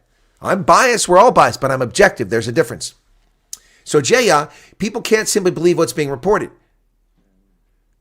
For instance, during COVID, when the 50-year-old white man with learning disabilities who lived in a neighborhood predominantly black and got along with all of his neighbors, one day, two teenagers decided to break into his home as he came back from the market, tied him up. They were in his house when he came in, tied him up in the chair, poured lighter fluid all over him, and set him on fire and laughed at him burning alive. He managed to break his binds and struggle in the street and roll in the dirt with third-degree burns over 95% of his body. He died 4 days later in agonizing pain, despite the morphine. These teenagers, youth attack man in Rochester. No, black racist murdered a white man who lived peacefully in a neighborhood that was primarily black for his entire life. See, you can't just believe what the media says. What about CNN earlier today? Or last night, CNN breathlessly, and I think it was the Jake Tapper idiot, one of those guys. CNN can now report that the FBI has arrested a white man in the pipe bombing case from January 6, 2021. Brian Cole Jr., a white man. That's what they said. There he is, the white man. That's what CNN said. Guys, you have to question everything because you can't trust anything they say. All right, so we had Mad Max gave me another thing here. What's this? Earlier this week, I shared at NCA that Brent Moselle has been placed on the latest Senate executive calendar. We can expect his confirmation, but delays are possible as an objection from one senator can prevent the Senate. Yeah, okay. So what? Why would one senator object to it? Offensa Donald Davi is saying that, yeah. Well, now they suddenly care so much about who the ambassador coming to South Africa is. This is funny. Anyway, he's from Stellenbosch. He works at the Center of Risk. Yeah, he's saying that, but I mean, that doesn't mean anything. But that's also not true. That's a lie. I mean, he doesn't understand how the system works. One objection from a senator won't stop the process. The nomination can be passed by simple majority. That's how it works in the Senate committee. So he's mistaken. That is not how it works. We have lots of people that get passed. It's not unanimous. It's not unanimous. And it goes to the Senate floor after the committee approves it. They send it to the floor, they vote on it. But when it comes to the floor, it's up to whoever runs the Senate, just like the House. So that's not a true statement by that gentleman. The objection one senator cannot derail the process. That's just nonsense. Earlier this week, I shared on NCA that Brent Bozell has been placed on the latest Senate executive calendar, and we can expect his confirmation soon. But delays are possible as an objection from even one senator can prevent the Senate from proceeding. No, that's not entirely true statement. Not only is my short-term memory horrible, but also my short-term memory. Wimpy says, thank you for all your help. I come to your channel for real news. Thank you, Wimpy. And more people should come to this channel for more news. We should have thousands here. The media is bought, guys. They follow narrative. Don't believe everything. Yep. Langley's involved in media. Oh, Holden, man, if you're such a conspiracy theorist, man, you kill me with those things. No, I've worked with Langley. I don't see where this is at. I'm not going to say it's not true, but I've never seen it. And he mentioned the killings and murders of all the Christians in India. Oh, no, Del Murray, that has not been mentioned. I didn't cover it either today. Trump just awarded FIFA first ever peace prize. What? Transmission. Oh, breaking up. Okay. And then Condabrin said, thanks, it worked. Time for a haircut, Colonel. What is the future for South Africa and how it will impact assistance? South Africa's future does not look very bright under this current government. The government of national unity is there for itself and not for South Africans. What is it doing for you, South Africa? Has it improved economic performance? Has it reduced trade barriers? Has it lowered tariffs? Has it protected your industries? Has it fixed your infrastructure? Has it reduced crime? Has it prosecuted criminals? The answer to all those questions is no. So, things aren't looking good. Okay, I'm back, says Neff. Sorry, I had a phone call with an American friend in Philadelphia and keeping up to date in our process. Okay, Metro Online Gaming, okay. Emailed your PDF file yesterday. I would like your thoughts when you have the time. Heinrich Havanga. Okay, let me go look and see if I can get to that. Heinrich. Inbox. H. Okay. No, that's not the right one. Heinrich, I don't know what it's listed under. So, I mean, I get thousands of emails here. So I'm looking to see if I can find something where it might be from you. I mean, just since I replied to something on YouTube just about an hour ago, I've already got 6 more messages in here from people. Yesterday was December 4th. Okay, I'm looking. Oh, there it is. Got it, Heinrich. Got it. Found it. Okay. Situation report, public briefing. What is this from? Okay, I'll have to read what your message said because. Oh, you put this together. Okay, sit rep. Okay, I'll look at it later on, Heinrich. Thank you for that. I do want to read something from South Africa, and this is related to Hartbeespoort. This is a forum representing the residents of Hartbeespoort. I need to read this. This was sent to me, or I found it. I can't remember which it was. I don't want to misspeak out of turn here. When was the Theo chat? You missed it, Nicole. It was before this. You can go watch it after we're done here, so feel free to do that. We don't mind people watching things afterwards. Forum representing community organizations in Hartbeespoort, media release 29 November. Hartbeespoort is not a racist town, says the South African Human Rights Commission. I don't know. I think that they came to a different conclusion, but let's see what they say here. The South African Human Rights Commission released their final investigative report on alleged racial discrimination against black people at Hartbeespoort on the 26th of November. There were further allegations also addressed in a report of an arson attack committed by white Afrikaners after Bubbles restaurant burned down on the 23rd of August, 2024. Tiki Keyser, thank you for the 14 rand. Making it rain, folks. Making it rain. Come on, make it rain. Make it rain. Come on. All right, so, it was subsequently established that the restaurant venue was built on prime land without permission, legal lease, or permission to occupy. The owner of the restaurant was allegedly compensated with millions of rand by the Industrial Development Corporation. SAPS nonetheless found no proof of arson by outsiders, but private investigators have alleged possible insider retaliatory action. So basically, the place that was supposedly a black restaurant was burned by white Afrikaners, but the police have found no evidence of that, but the insurance investigators are investigating whether it was an inside act by the black owners. You draw your own conclusions for insurance fraud. It was built on land that they had no authority to build it on. Basically, they squatted on land, built this place, and then it burned to the ground. The South African Human Rights Commission found no systemic racism took place nor exist and did not even address it in their findings. Yeah, so that was the whole purpose for them going there, and then all they did was call for expropriation of property. That's what they actually did. Unfortunately, incorrect perceptions were created by South African Human Rights Commission's Professor Tshepo Madlingozi of possible racism, possible expropriation of land by Shirley Mlombo in contradiction of their own report. The original complaint by Mr. Mdluli was also an applicant for a lease over DWS land and was issued a permission to occupy on a prime piece of land on a waterfront area, despite allegedly not having an identification card or even being a South African citizen. He was not present at the South African Human Rights Commission hearing, nor at the ceremony where the final report was released. The South African Human Rights Commission addressed the perception of whites being favored both before and after 1994. It is on record that unauthorized occupation of land by whites was reported by the Hartbeespoort local council to Professor Kadar Asmal in 1998 while he was Minister of the Department of Water Affairs and Forestry. So the government was informed that people were illegally occupying land who were white. So claiming that it was allowed or endorsed. Thank you, Belinda Funda Menace. Welcome for becoming a member there. Yeah, it looks like insurance fraud, exactly. But it was blamed on white people because that's convenient for them to do. Just like people blame black people for theft when they have no evidence of it. Same sort of thing going on there. So the white people occupied land illegally there before 94, and it was reported in 98 when the ANC government had taken over, and the Minister of Water Affairs and Forestry did nothing about it. Yeah, so, yeah, anyway, let me continue with this. Nothing was done to rectify this. On pages 25 to 27, the South African Human Rights Commission report showed that since 2011, 13 permissions to occupy were issued, 10 to black applicants and 3 to white applicants. May you get wet from money raining down on you, Colonel. Here is something for buying an umbrella. Well, thank you for that, Neff. I would appreciate it. It'd be nice to get wet from all that rain. Yeah, so they're saying that they lie and say that the Hartbeespoort thing has been in favor of whites before and after 1994, but the evidence says something completely different. You see how they lie? And so people just buy this. Where's the media? No media outlet has actually reported on this, okay? So 13 permission to occupy were granted since 2011. Now, maybe they cherry-picked the date of 2011. I don't know. That's an interesting date to pick. I'm not sure why. But of those, maybe that's when they first started issuing them. I don't know. 13, 10 were to black applicants, 3 to white applicants. So how are white people being favored? How are they being favored?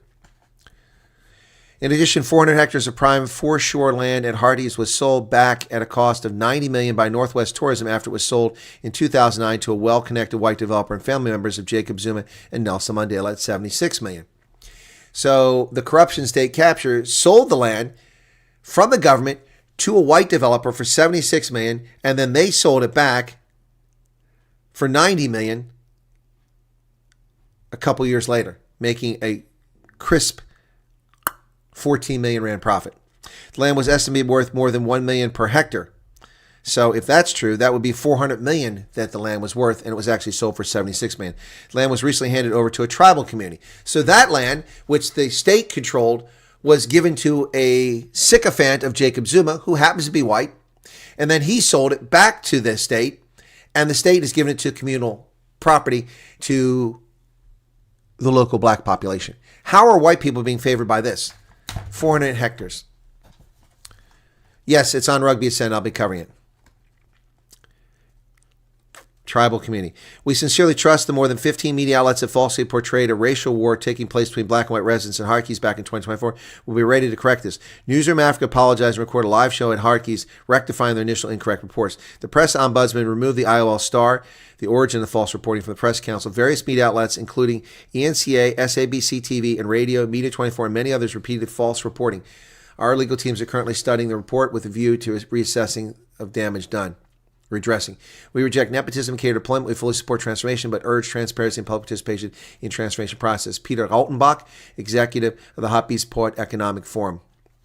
Yes, well, maybe I'll get him on here and talk about that. Should I get him on my program? Should I get Mr. Altenbach on my program? That's a very German name, Altenbach. Yep. What do you think, guys? And the land belonged to General Hendrik Schoeman. I didn't know that, Auntie Floyd. That's news to me.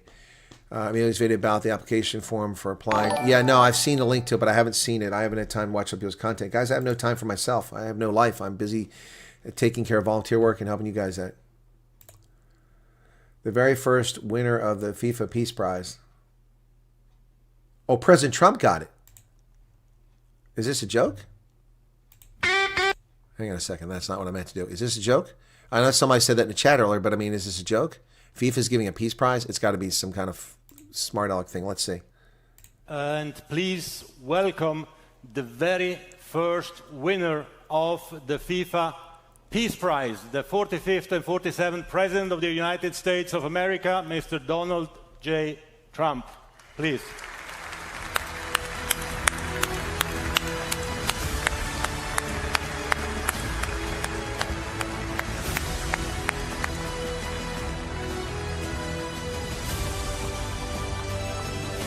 Thank you.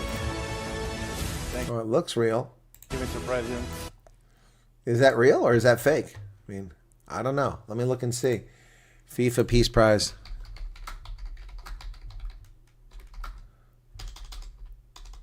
FIFA Peace Prize for Trump. Yeah, he did. USA Today is reporting on it. PBS is reporting on it.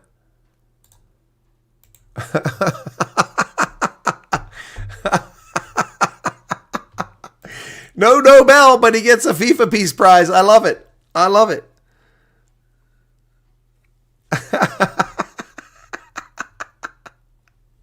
Trump was the winner of the inaugural FIFA Peace Prize, which the soccer organization awarded during his World Cup draw in Washington. The winner was hardly a surprise. Trump had been assuming victor since they announced the creation of the prize a month ago. Individuals who take exceptional extraordinary actions for peace. There's PBS reporting it. Look at that.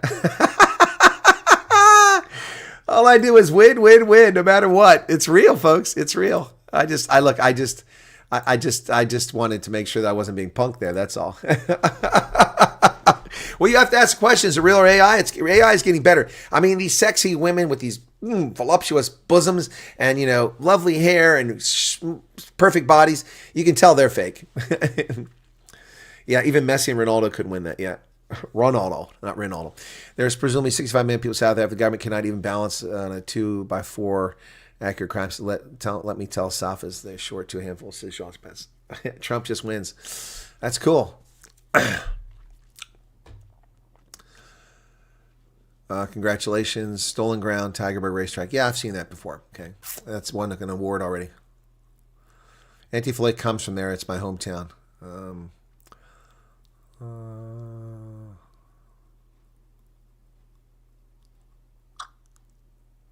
Maggie says, don't normally post, but watch most of your videos, sometimes late, sometimes. Well, thank you for watching. I appreciate it.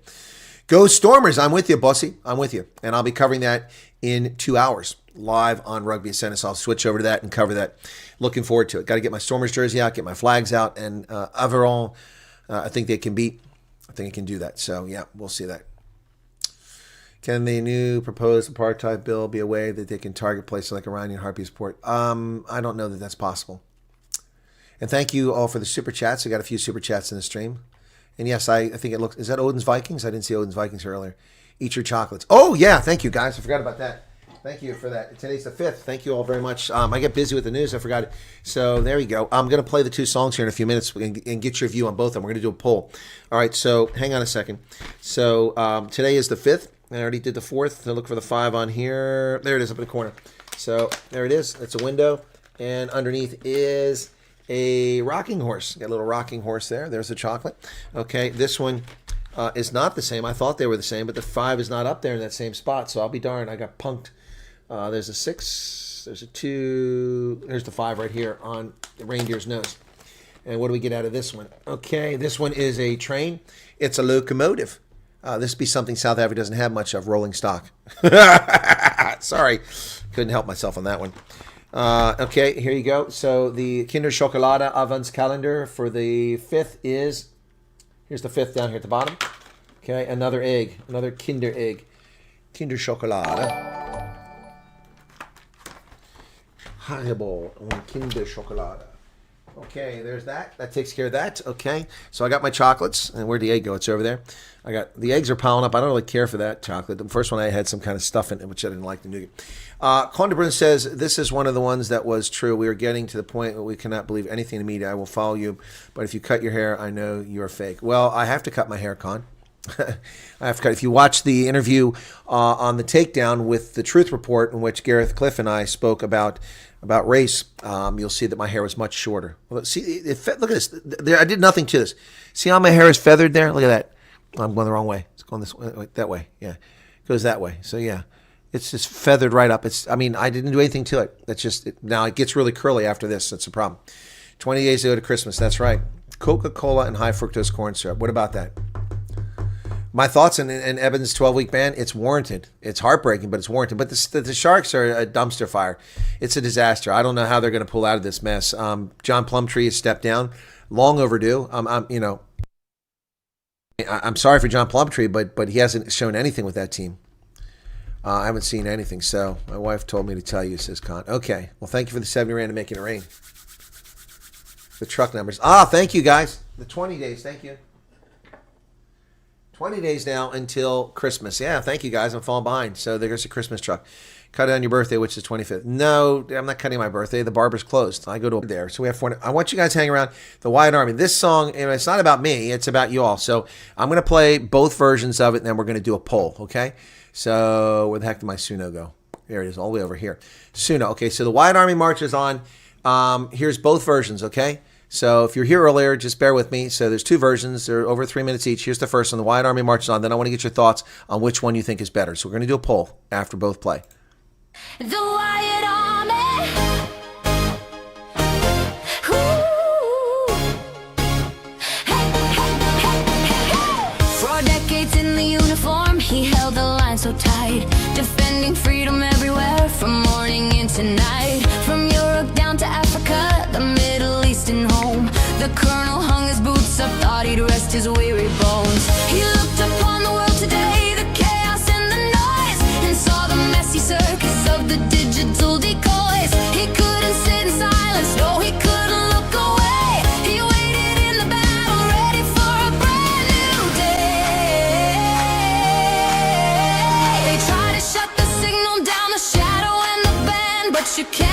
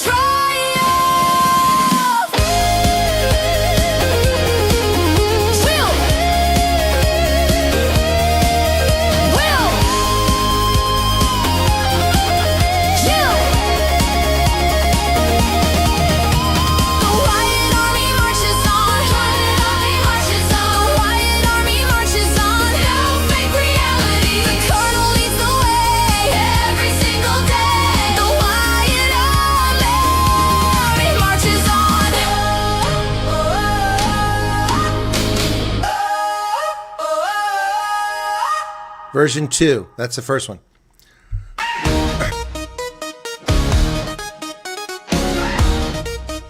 The Wyatt Army marches on.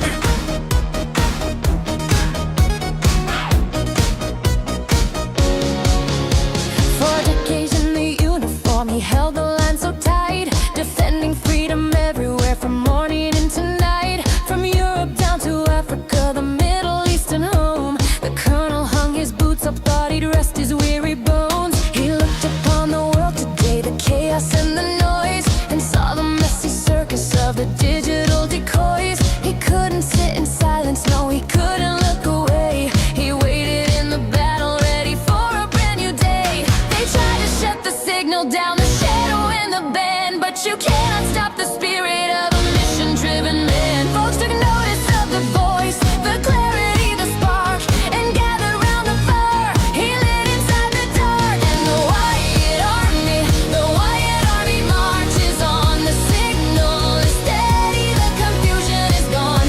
We don't need the fancies from the leftist side. We've got the colonel and the truth as our guide. Yeah, the Wyatt Army marches on until the fake news twilight turns to dawn. We see the objective, we know where we belong. The Wyatt Army marches on. From the loyal subscribers to the trolls beneath the bridge, to the hate wankers hiding on the digital ridge. It matters not who's listening, the evil or the kind, because the colonel's got the drive to open up the mind. Legacy media serving up the lens of lies and fake, but we shatter all the mirrors for the future's sake. Energy and enthusiasm breaking through the screen, the sharpest moral clarity the world has ever seen. They tried to shut the signal down, the shadow and the band, but you cannot stop the spirit of a mission-driven man. We see the objective, yeah, we see it crystal clear. The army is assembled and the victory is here. And the Wyatt Army marches on. The signal is steady, the confusion is gone.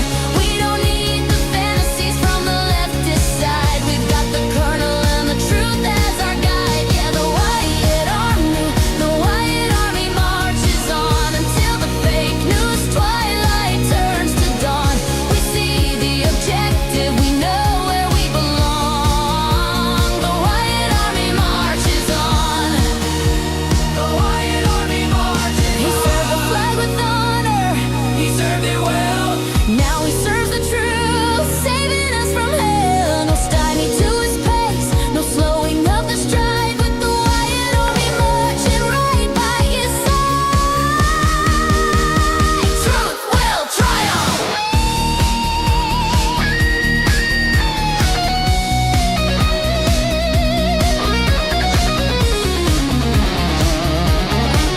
Guitar is awesome in this version.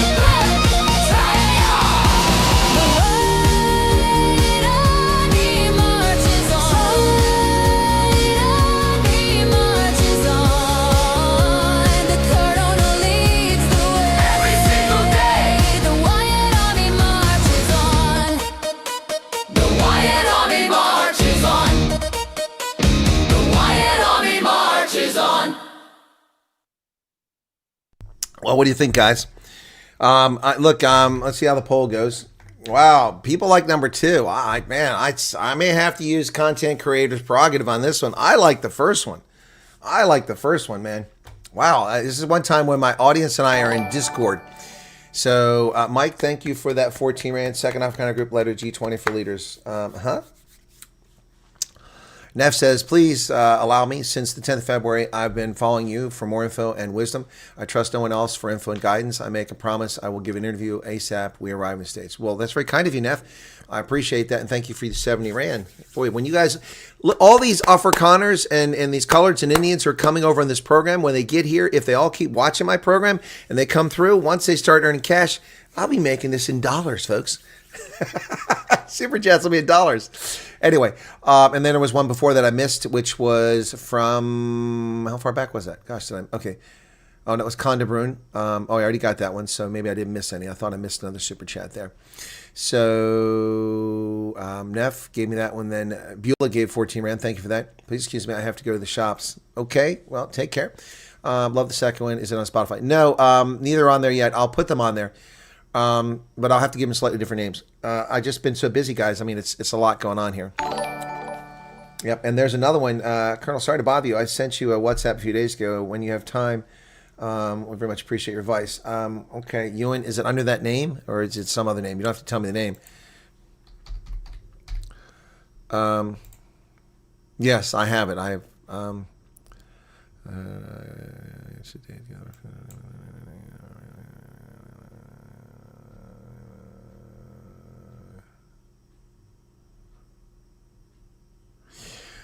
okay, I don't know an answer on that. I'll see if I can't figure something out. But I mean, I don't know an answer for that on you. Thank you for the super chat. It's a great show, and song number 2, best lyrics. They're the same lyrics. The lyrics don't change, guys. They're the same lyrics. It just performs it differently. It just does a different singer, different approach to it. But that's the same lyrics. The same lyrics. Please excuse me. Okay. All right. So, okay, Ewan. I'll see what I can figure out, but I can't promise anything. I'll make a point in pointing out the currency of my super chat changed. Yeah. Yeah. Anyway, so lots of people arriving in the States, folks. Yes, Indaba, that will freak them out. Yes. Oh, we saw that earlier by Nafis Nasifu. He was upset that it's very insulting. Neither of you are Zulu. I mean, the president's of Enda. Why is he in a free state Indaba? Why is it the mining Indaba? Imitation is the sincerest form of flattery. Instead of moaning about the use of the Indaba, I mean, so can I not say, I can't say Ubuntu? I mean, the South Africans want us all to have the spirit of Ubuntu. That was the whole theme of the G20. We want the world to take Ubuntu. Can I not say Vuvuzela? Because, they sell those annoying freaking things all over the place. We have Vuvuzelas in America. And then people didn't used to call them that. They used to call them plastic horns. Now they call them Vuvuzelas. Are we not allowed to say that? Oh my goodness. Well, no Fizifo. Then you've committed a crime by speaking in my language. It's my language. You're a Zulu. Futsek. Oh wait, I can't say that. I'm not for Connor. Piss off. How's that? Piss off. Go back to your own Zulu language. You can't be communicating to me in English. Good Lord. Some of the stupid people should wear signs. Just wear a sign, man. Wear a sign. And they can't say leka. That's right.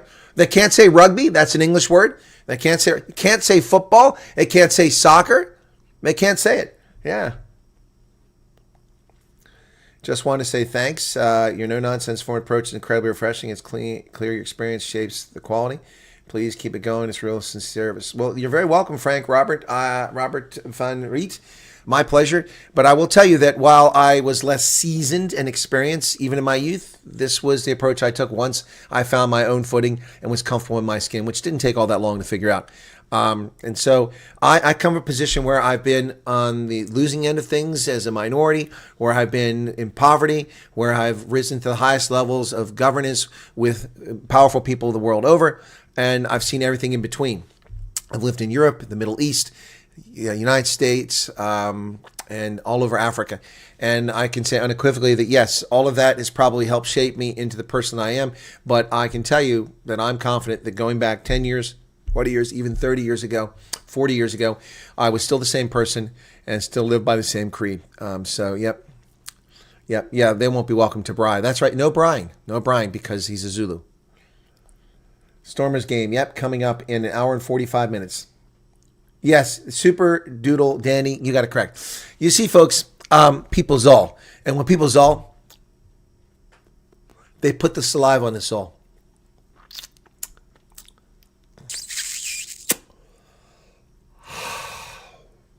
And they share that zol.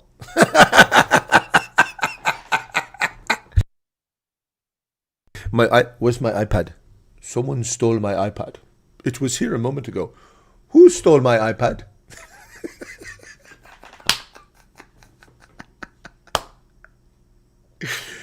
Farmers. Why are we talking about farmers in Parliament? What do I care about farmers? We get our food from Pick and Pay and Checkers.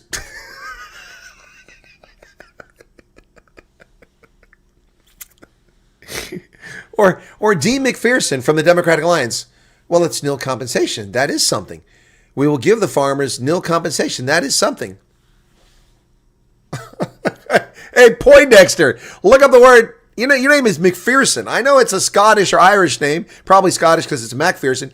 But dude, you don't speak Celtic. Your people have been speaking English for centuries. You ought to know what the word nil means. Score prediction for the Stormers game. It's difficult for me to do that, Matthew Dixon, because I have not seen. In fact, I better double check and make sure I got my Super Brew picks done. I think I did, because the one game starts in. Oh, it already started. Crapola, Super Brew. Hopefully, I didn't screw up on this. Let me look and see. I got so busy, I haven't gotten around to my Super Brew picks to dos. It looks like I didn't make my picks. Here's Avron and the Stormers. I'll pick the Stormers by. I'll go by 10. I'll be conservative. Sale Sharks, Glasgow Warriors. Sale's going to win that one. Sale by 10. Saracens and Clermont. I'm going to have to look at that one. Clermont Bulls and Bordeaux. Bulls can win at home if they get their crap together. So we'll go with that. The Saracens and Clermont. I'm going to go with Clermont, even though I haven't looked up how they're doing this year. Stade Rochelet and Leicester. Ooh, that's a tough one too. I'll go with Rochelet. I might go back and change these. Leinster and Harlequins. Leinster by 10. Bath and Munster. That's a tough one. I'm going to go with Munster on that one by 7. Scarlets and Bristol. Bristol by 7.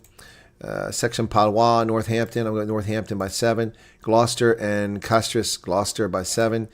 Toulousain and the Sharks. Toulousain by 14 over the Sharks. Edinburgh and Toulon. Edinburgh has been a disappointment. I'll go with Toulon by 8. All right, at least I got those. And I think I missed the first game. Damn it, it's already underway. So let me look at dashboard today. Yeah, I didn't make the pick. Oh, Saracens is already. Oh wait, no, I got them all in. I got them in time. Okay, all right, cool. I got them all in time. Good, because that was the 30th. So, man, just in time. I have to go back and look those picks, but I just did it really quickly there. And I got Ulster. Oh, Ulster versus Racing is today. Ulster versus Racing. I'll go with Ulster on this one by 7. Emirates versus. Oh, this is a Challenge Cup. Lions versus Benetton. Lions are at home. I'm gonna go with the Lions by 10. Stade Francais and Cardiff. Oof, I'm going to go with Cardiff by 7. Black Lion and Montpellier. Montpellier by 7. Lyon, Newcastle. I haven't looked at Newcastle to see how they're doing, but let's go with Lyon by 7. I have to check these two. Zebra Parma and Montauban. I don't even know who Montauban is. Zebra Parma has been inconsistent. Let's go with Montauban by 5. USAP Dragons. USAP by 5. Osprey and Connacht by 12. Exeter and the Chiefs, the Cheetahs. Exeter is going to win that game, but I really want the Cheetahs to win it. So I got my Challenge Cup in. All right, so I got it in. I got it, man, just in time. From all the jokes, how much of the prophecy side do you know? Are you talking about Senior von Rendsburg prophecies? I'm familiar with them. I don't believe in prophecy. Oh, the chocolate has nougat or something. It's clown show. When will people they put saliva on the paper? Yep, exactly. Yeah, my folk Marlies, yeah. Bring on the rugby. Yes, Paul de Klerk, I have my own Super Brew leaks. Let me go look at them. Super Brew, let me see. Captain, if you want to be in the EPCR ones, I can send you. I've got a request for someone to join, excuse me. So let me go to that now. Manage pool, who's got an applicant here. Ari wants to join, so leaderboard, no. Okay, I need to manage pool. I need to send a link. Invite members, invitation. Where's it at here? Somewhere. I always have a hard time finding this. Features. Okay, invite. There it is. Okay, invite. Okay, so if you want to join, this is the Champions Cup. Okay, here you go. You can join it. Send a link over. Here you go. If you want to join the Champions Cup, which these are hard to predict because you got to predict across the French Pro 14, the Pro 14, the Premier League in England, URC, all these play a role here, plus a couple independents like the Cheetahs and Black Lions come in from Georgia and South Africa. So it's not easy for Challenge and Champion. That's the Champions Cup. Let me get to the Challenge Cup really quickly here. Captaincies. Now I've got the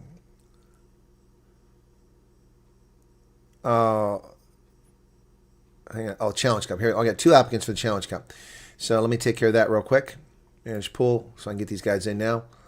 And we got Brandy and Alec, okay? And then I want to go back to settings, and I want to go to board. Oh, there it is. I'll go back to settings.